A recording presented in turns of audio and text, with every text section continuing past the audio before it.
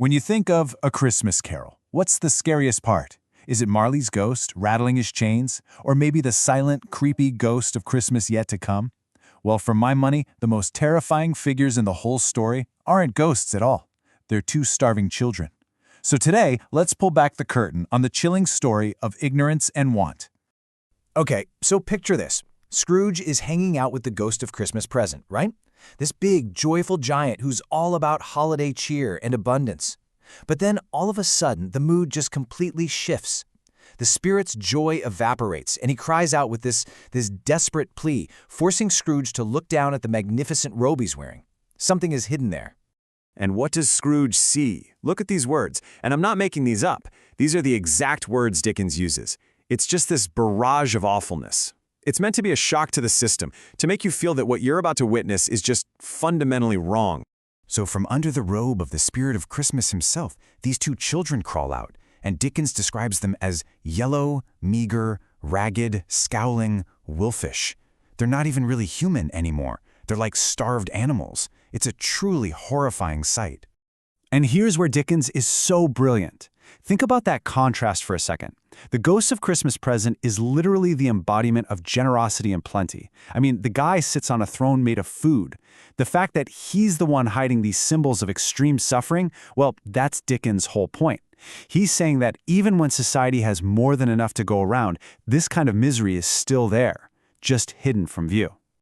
So, who are they really? They're not just two random poor kids that the ghost scooped up from the street. Nope.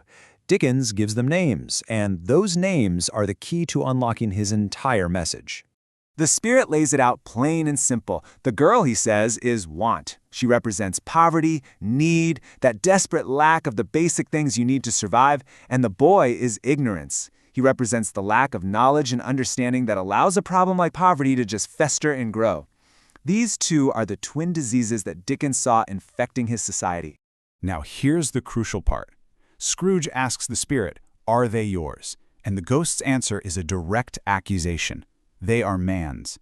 He's basically saying, don't look at me. This isn't some supernatural problem. You guys, humanity, you created this. So it's your responsibility to fix it. This is a classic literary trick called an allegory. Dickens is so clever here. He takes these big abstract ideas, poverty and ignorance, and turns them into something real, something tangible and horrifying that Scrooge, and all of us reading, simply can't look away from. He's making a social problem into a monster. So to really get why these two were so shocking to readers back then, we need to zoom out a little and look at the world Dickens was living in. What specific problems was he pointing his finger at? To figure that out, we have to take a little trip to Victorian London. You see, the world of A Christmas Carol was a place of wild extremes. For a tiny number of people, it was a time of amazing wealth and progress, but for pretty much everyone else, it was a time of brutal, grinding hardship. And this slide just lays out that divide perfectly. On one side, you've got the symbol of total abundance, more than enough food for everybody. That's the wealthy few. And on the other side, you have the reality for the masses. Cold, dirty, miserable streets. Dickens is showing us that the resources exist, they're just not being shared. Now, a lot of wealthy Victorians had a pretty convenient excuse for not doing anything about this. It was a popular theory called Malthusian Economics. The basic idea was, hey, the population is always going to grow way faster than our ability to produce food, so poverty and starvation, they're just, a natural law, can't be helped. It was a perfect way to justify doing absolutely nothing. This graph shows you the core concept pretty clearly. The population, that's the blue line, it just shoots up exponentially. But the food supply, the red line, only grows at a steady, linear pace. That big, scary gap between the lines, well, according to the theory, that's where poverty and famine live. It was seen as just unavoidable. And does that whole attitude sound familiar? It absolutely should. This is pure 100% Scrooge at the beginning of the story. Remember when he refuses to give money to charity, when he asks if there are no prisons or workhouses, and of course that infamous line about the poor dying to decrease the surplus population? That's all straight out of the Malthusian playbook. But Dickens is desperate to show us that these aren't just abstract theories you debate in a fancy drawing room. These beliefs have real, devastating, and very human consequences. And the most heartbreaking example, of course, is Tiny Tim. His possible death isn't just some random tragedy. It is a direct result of want. His dad, Bob Cratchit, is a good man who works hard, but he's trapped in a system run by men like Scrooge, a system that refuses to pay him enough to get proper medical care for his own son. But seeing these two wretched children, something inside Scrooge finally breaks. For the first time, he feels real, genuine empathy.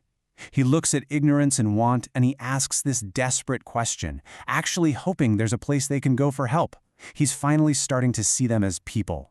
And this is the checkmate moment. The ghost of Christmas Present turns on Scrooge and just throws his own cold, heartless, ignorant words right back in his face. It's an absolutely devastating comeback, and it exposes the complete hypocrisy of his old beliefs. In that moment, he finally understands how cruel he's been. But the scene isn't quite over. Before the ghost disappears, he delivers one final, critical warning. And this message wasn't just for Scrooge, it was for all of Victorian England. The spirit points right at the boy ignorance.